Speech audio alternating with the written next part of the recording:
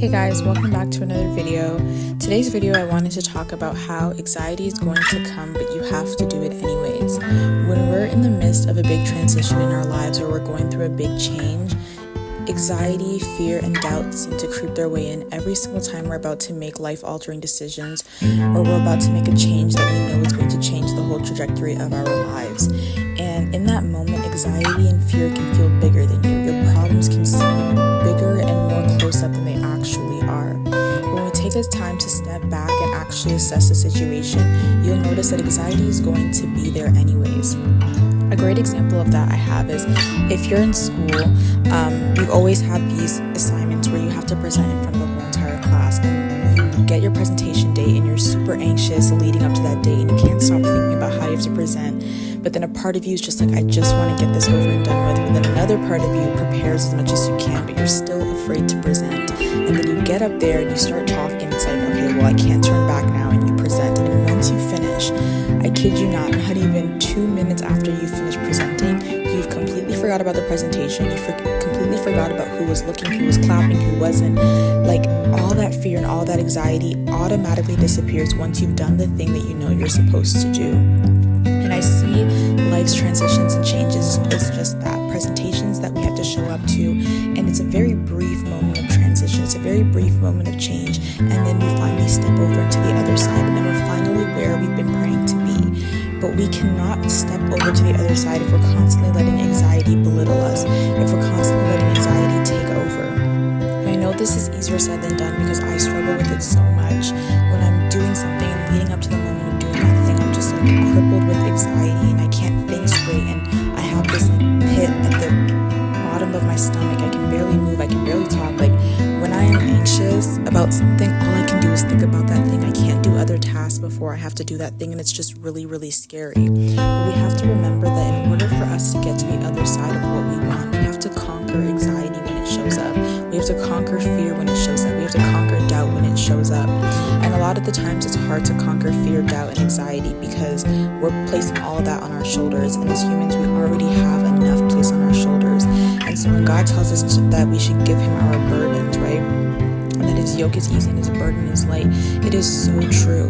Every single time I get into that place of just constant anxiety, I start getting into a place of constant prayer, right? As frequent as anxiety showing up is as frequently as we should be praying, because we never know that if we allow those things to sit there and fester, how big that seed may grow, how much that anxiety may grow within us.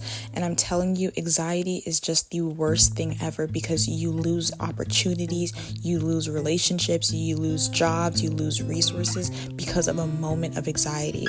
I cannot tell you how many resources, how many opportunities, the most opportunities that I have lost because of a moment of anxiety. Someone says, oh, go speak to that person. They loved what you did. They want to know more about it. And I'm so anxious.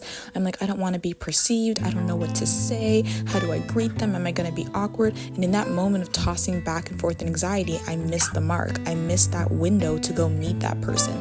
I miss that window to go talk to that person. And I can't tell you how many times I've missed opportunities. I've missed jobs just by even if I'm at an event, right? And I feel this nudge by God to be like, just stay over a little bit. Talk to people before you leave. You know, whenever I go to an event, I go to the event. And once the event ends, I'm the first one out the door and in the parking lot.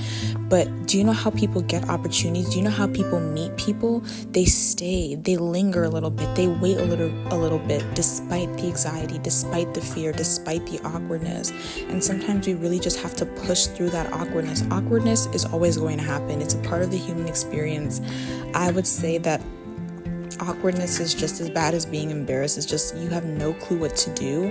And sometimes when we're a little bit too awkward, we tend to embarrass ourselves. But we cannot keep holding ourselves to that moment. We cannot keep looking back. We have to push forward. And it reminds me of the story of Lot and his wife, and how God was destroying Sodom and Gomorrah, and he told them that the only thing that he's instructing them to do is to keep walking and to not look back.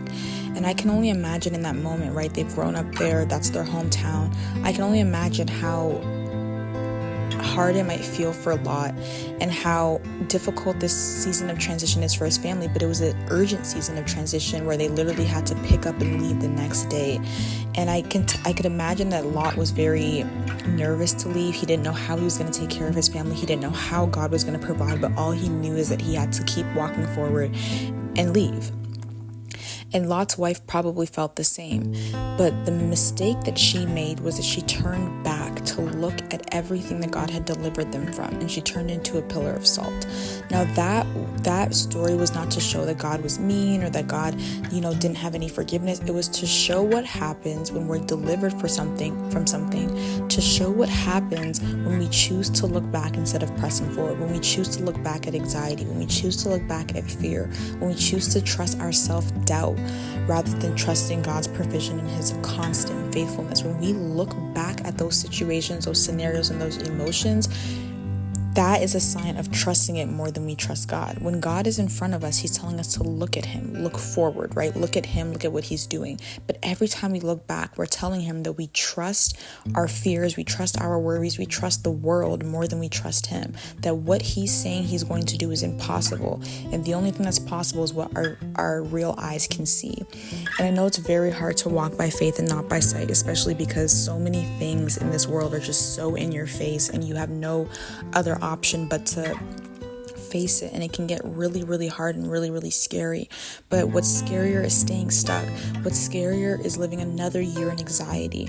I remember I used to have very, very bad anxiety to the point where I couldn't even order food on the phone. Like, they can't see me, they can't, none of that. It's just that they can hear me, but I couldn't even order food on the phone.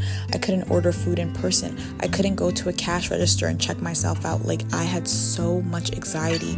Basic things I couldn't do because I was afraid of being perceived, or I was afraid that I was going to do something wrong, or that I was going to get embarrassed and banished. I don't know what it was that was in my head, but I had crippling anxiety, and God challenged me to face that anxiety. And so I was starting out in a new church, and I usually go with my family, and God challenged me to go to church by myself and then go at the end of the church service. They always say, does anybody need prayer? And to go ask for prayer to be delivered from anxiety.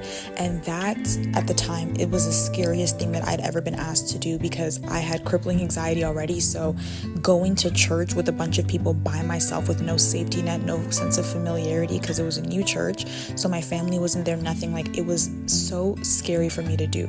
But I got in the car, I drove myself to church, I sat somewhere, I was like, okay, let me scope it out. I sat at a seat where it would be most accessible to get to the front, and I just sat there, and the whole time through the worship, through the sermon, through everything, I was just feeling so anxious. I was replaying a million ways how this could go wrong. I was literally planning out my every next step to see what I would do when I needed to go ask for prayer. So once the church service ended, everybody's just getting up, going home. A lot of people are talking, and I'm like, okay, I need to go to that pastor to ask for prayer, but she's talking to somebody right now. And I kid you not, I waited 30 minutes. I had an opportunity to go at any time, but I was afraid for other people to see me asking for prayer. So I waited for 30 minutes, and then I finally go down there, and I'm like, hi, like, can I get prayer? And then 2 other pastors came, and I'm like, oh my gosh, this is crazy. Like, hopefully people are not watching me. And so I'm like, can we please go to this corner? So they pull me to the corner, and I'm like, I need to pray for deliverance from anxiety. And so they're over there and they're praying for me, and I thought everybody's eyes were closed. So I start closing my eyes, and I didn't even know like what had taken over my body, but I was just flowing with tears. Like, I was just drenched in tears, and I opened my eyes, right? And I'm like, let me clean my eyes quickly before they see me. And all of their eyes are open. Like, all of their eyes were open, and I was just flooding with tears. And in that moment, I was delivered from anxiety. I cannot lie to you. In that moment, anxiety no longer had a hold over me. I could order food over the phone. I could order, like, I don't know what it was. It was just this spirit of boldness that overtook me. And that let me know that this anxiety is not stronger than me. It's definitely not stronger than my God. This fear cannot overtake me. This fear is not greater than me. And that is the illusion that we continue to feed into. And that's why these things have such a grip on us, because we continue to feed into this illusion that anxiety is stronger than us, that my anxiety is strong enough to cripple cripple me, that my anxiety is strong enough to make me miss out on the life that God meant for me. And that is simply not the truth. But we need to have enough courage to step up against our anxiety and say, not another day. You need to have enough courage to say, absolutely not another day. Every single day you allow anxiety to win. Every single day you allow anxiety to control the way that you behave and the way that you show up and the way that you operate in your purpose is another day that's lost to sin. It's another day that's a loss to anxiety.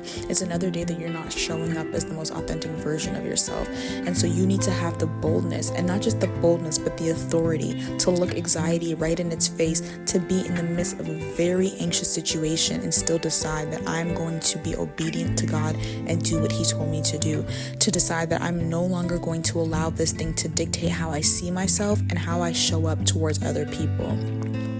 And so this isn't a bashing anything. This is a wake-up call. If you're struggling with anxiety, no one knows anxiety more than I do. But I'm telling you, you can overcome it. You just have to have the courage to be bold enough in that moment and in that minute of transition and of awkwardness and of self-doubt and of fear.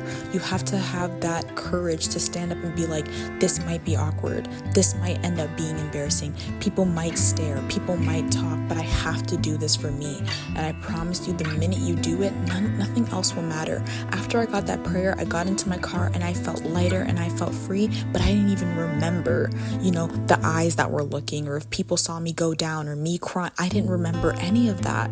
And I came to church the next Sunday and no one remembered any of that. So it's just a wake-up call to say no one's thinking about you as much as you're thinking about yourself. So if there's anything you need to do to deliver yourself, if there's anything that you need to do to show up as a better version of yourself and to be obedient to God, do it despite the anxiety.